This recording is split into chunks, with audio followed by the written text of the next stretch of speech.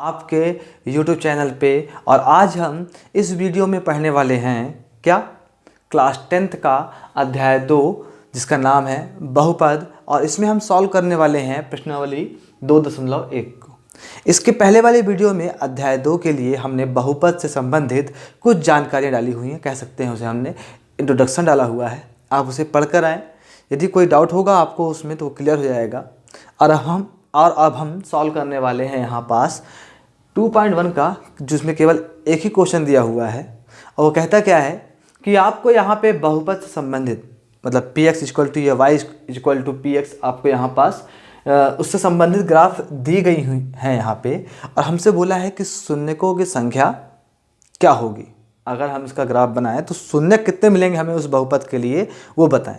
तो मैंने पिछले वाले वीडियो में 1 या 2 या 3 शायद 3 ग्राफ लेकर के मैंने आपको एग्जाम्पल लेकर के समझाया हुआ है कि शून्य को कैसे गिना जाता है। आप उससे पढ़ कर आएँ, फिर भी आपके यहाँ दिक्कत नहीं होगी।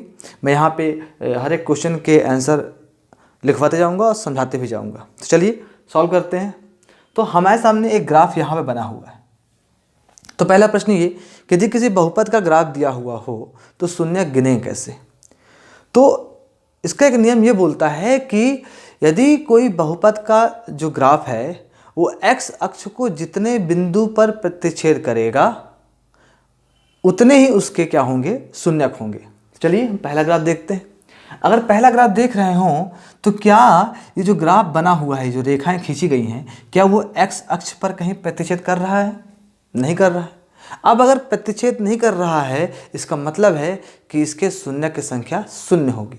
अगर एक बार करता प्रतिच्छेद तो शून्य की संख्या 1 होती, 2 बार करता 2 होती, लेकिन यहाँ तो प्रतिच्छेद कर ही नहीं रहा, इसलिए शून्य की संख्या क्या होगी, शून्य होगी। तो मैं यहाँ पे इसका उत्तर लिख देता हूँ क्या कि चूंकि ग्राफ x अक्ष पर प्रतिच्छेद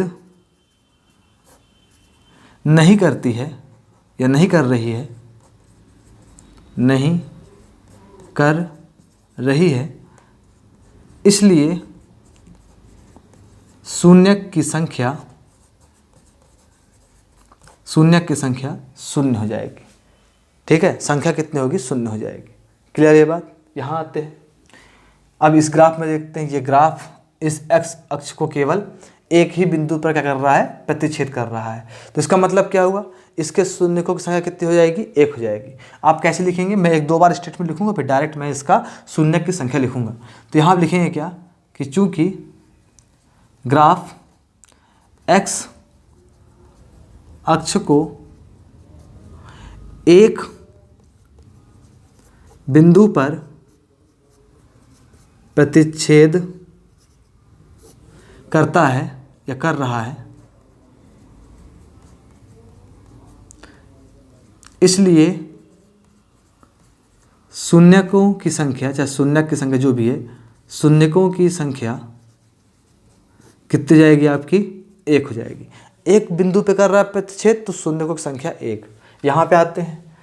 अब आपको पक्का आपका इसका आंसर आपको पता होगा कि हम देख पा रहे हैं जो ग्राफ बना हुआ है ये x अक्ष को ये एक बिंदु यहाँ पास, एक बिंदु यहाँ पास और एक बिंदु यहाँ पास, 3 बिंदुओं में प्रतिच्छेद कर रहा है। तो लिख लेंगे आप कि चूंकि ग्राफ x अक्ष को 3 बिंदुओं पर प्रतिच्छेद कर रहा है, ठीक ना, इसलिए इसके शून्यकों की संख्या क्या हो जाएगी, शून्यकों की संख्या कितनी जाएगी। तो कॉमन सी बात है, 3 जहाँ कर रहा है प्रतिच्छेद तो इसका उत्तर भी क्या हो जाएगा, 3 हो जाएगा।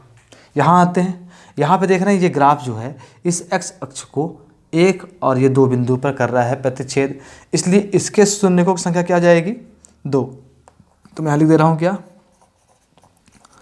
शून्यकों की संख्या यहाँ पे हो जाएगी 2।